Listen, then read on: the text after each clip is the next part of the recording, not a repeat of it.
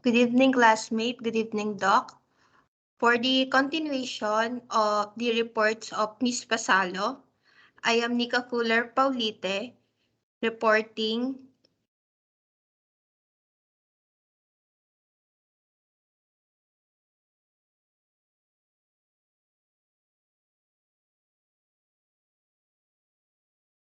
this topic titled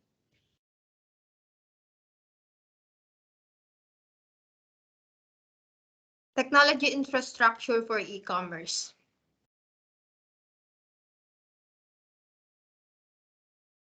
I will discuss the topics or the input of my report. It is the building an e-commerce website, online security payment systems. The subtopics are add your product, set up payments method, sort out your shipping settings, preview and publish your online store, summary, and the conclusion after all the reports. So first, add your products. Products pages are the most, let's say, critical pages on your site. Why? Kasi they show your customers what you have to sell, di ba? Kaya it is important to take the time to ensure you display your new product in their best light by including optimized product description. Yan. Make sure na eye-catching images and syempre easy to navigate categories. Dapat your platform should be friendly user. So, the first thing na we need to remember is the product descriptions. Syempre, product descriptions are an essential part of your e-commerce site because it should describe the usefulness, colors, textures, measurements, or value of the products to your customer and allow bots to index your page um, for your customer. We need to avoid the glitch or long sentences and complex phrasing when writing descriptions. Dapat simple lang siya pero catchy yung dating niya. And make sure the descriptions answer these following questions. Ito yung mga questions na kailangan nasasagot niya when you make a product description. First, who is the product for? Sino ba yung mga target customers mo sa product na to? What are the product basis details? Yan, yung specifications ng product mo, importante yan, syempre. Where would someone use this product? Saan ba ginagamit yung product mo? And when should someone use this product? Yan. Especially sa mga beauty products, di ba? Tinitignan natin kung kailan ginagamit to. Is it we applied this cream every night or every morning, 'di ba? Importante nating binabasa 'yan. Next, number 2 na important for adding your products is the product images. Here, website visitors said na are engaged by visual information. So, high quality product images are essential when producing photos. Consider the following area. First, use high quality images.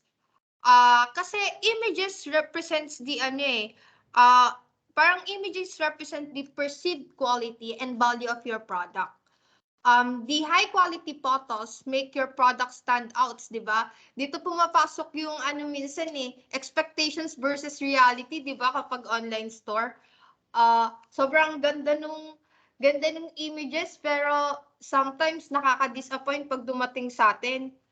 Parang nasobrahan sa quality images. Pero this is one way para ma-promote talaga yung product mo. You should use high quality images. Kasi vibrant photos also make the images more appealing, keeping customers browsing, di ba? Next, make sure each image is the same size. It is essential then that each image is the same size as different size photos can often misalign your gallery. Use an image editor to adjust each picture to the required size. Yan, gamit tayo ng image editor. Next, yan, add product variation image. Kasi 'di ba, most images should be product only images that show the product from all angles. You should also include an in context photos that the products being used. These are helpful on product pages and can also be used in social media to boost emotional engagement. Next, yan, product categories. Yan yung example makita natin, di ba? Most you can add product to categories like yan, clothing, books, and movies to help customers find what they are looking for. Categories can also be used with filtered to enable people to sort through specific brands or price ranges, keeping them within their budget. And also, featured items are a great way to lead customer down your preferred shopping path. Yan, dapat madali siya, nakakategory siya para madali sa mga customers na makita kung ano yung hinahanap nila. Yan, ito, one examples ng may product descriptions, yan, product specifications, tapos images. Nakalagay dito yung category niya is for Shopee, men's apparel, pants, others. Yan yung category niya. The product description yan. Nakalagay dyan, no? Parang pwede isuot sa kahit anong okasyon. Pwede pang formal, semi-formal, at casual attire. Bagay na bagay sa forma mo. Diba? Parang simple lang pero ang catchy niya. And yan, nakalagay din yung 4 different sizes. Next is the setup payment method. Setup payment method, it is right payment method is essential for closing the sale, syempre. If the method is too complicated or not trusted, your customer could abandon their card and not return. Make sure it also meets your payment processing needs. Siyempre, tayong mga customers, para maiwasan yung scams, di ba? Mini-make sure natin na yung payment methods is talagang alam natin na makakarating sa atin. So, sabi, there are 3 types of e-commerce payment gateways. One is the redirects, checkout on-site payment, off-site, and on-site payment. So, a redirect takes the customers to separate sites to process. The most widely used example is the PayPal. This is simple solution for retailers and passes on security concerns to the third party, but adds another steps for customer which may drive some way. Next is the checkout on-site payment offsite. This gateway hosts the front end of payment, including collecting details, but the payment is processed offsite. Stripe is a popular company offering this service. It takes away extra steps for customers, but you have to ensure your site is encrypted correctly so information can be safely sent to the payment processor.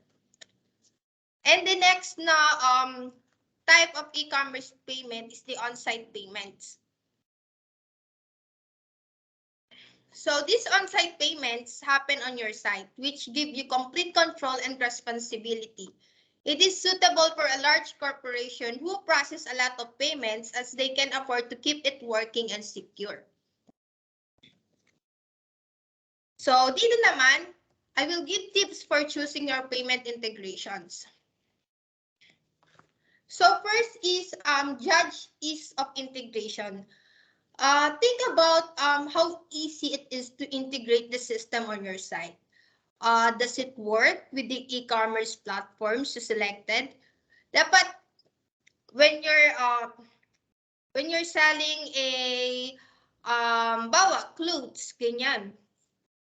Dapat the e-commerce platforms that you've selected integrates the system on your site. Dapat easy siya. It is easy to integrate.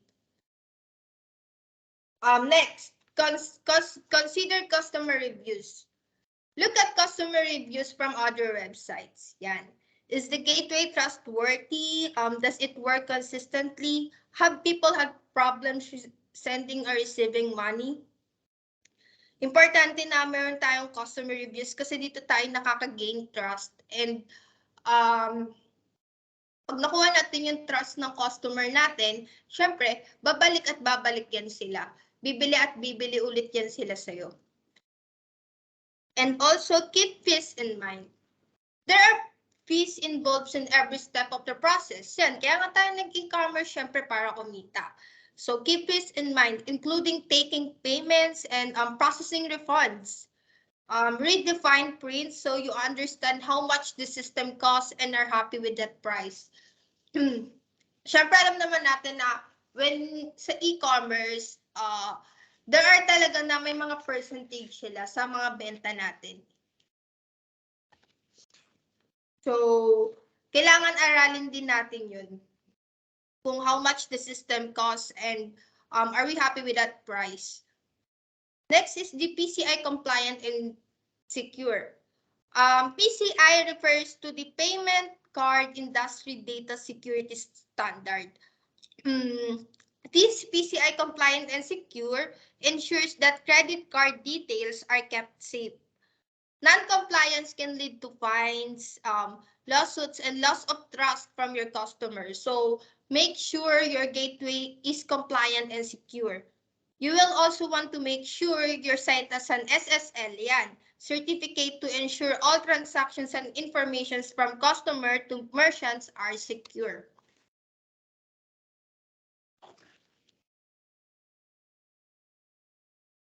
So next is yan, sort out your shipping settings. Shipping is a critical component of e-commerce.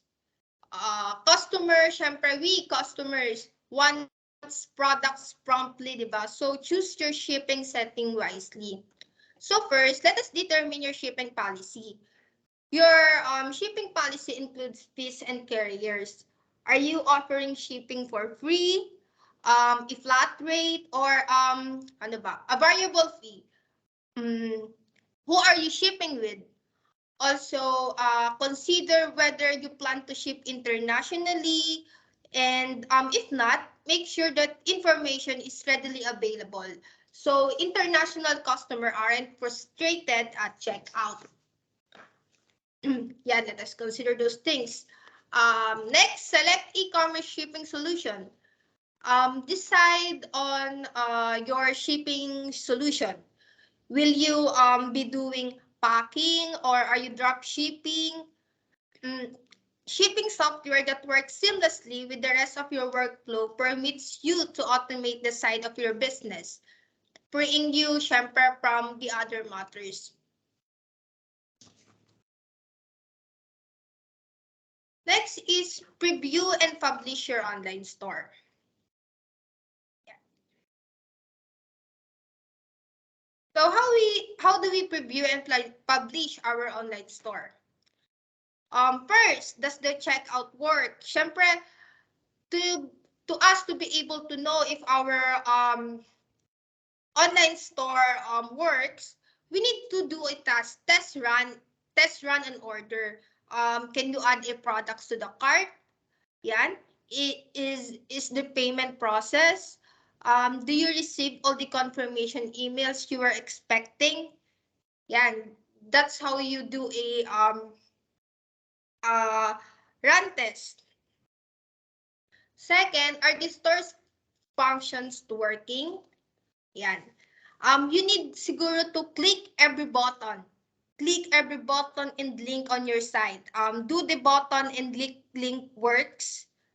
Do filters, yan. Filters, categories work. Tignan natin yan. If a link doesn't work, does your, yung 404 page direct customers back to your site? Yan, i-check din natin syempre yan. Yan. Does the store work on mobile? Look at the store on a mobile device din. Hindi lang sa desktop or computers. Let's also check on our mobile device. Are the dimensions correct? Can check natin. Are the buttons easy to click? Are images clear on a smaller screen? Check natin yan. Next, test your store on different browsers. Yan. Look at the stores on as many different browsers as you can. Yan. Check natin sa lahat, including yan Chrome, Firefox, ano pa ginagamit? Safari, Edge. Ayan. Check natin lahat. Make sure it works on all the browsers. And if you have difficulties, ask the developers to fix it. And the fifth is set up the store settings. So the store settings include things like language, yan, time zone, your address and the contact details, and the information of the store. Yan, tignan natin yung store settings natin. Dapat visible siya to everyone. Sorry. Yan, as a summary of the reports, this is how we build an e-commerce website step by step. First, select your perfect e-commerce platform. Second, purchase a domain name. Third, find a developer. Fourth, pick your e-commerce theme. Fifth, customize your e-commerce template. Sixth, add your products. Ito yung ni-report ko. Set up payment options. Sort out your shipping settings and preview, test, and publish your online store. Yeah. For me kasi a good e-commerce site is more than just a place to sell products.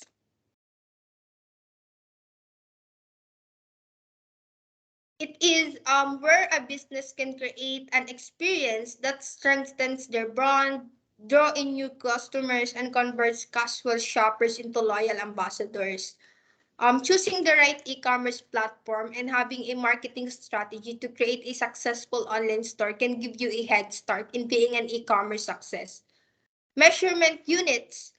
Check this have all been set correctly before you launch. Yan kasi 'di ba, the internet impacts every area of our lives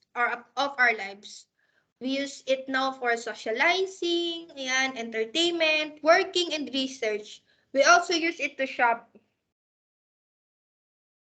May nabasa nga ako na parang there's now a generation of adults who have only known a world where the internet exists, and as they and the generation that follows spend more money, e-commerce will continue to grow. Inabasa ko also, based on the research, currently 43% of shoppers use the internet na talaga ngayon, and social networks to research products before purchasing currently this year. And also, the pandemic has made an parang already exploding trend of selling online, di ba ngayon? Parang the popularity of e-commerce is really a big play talaga today.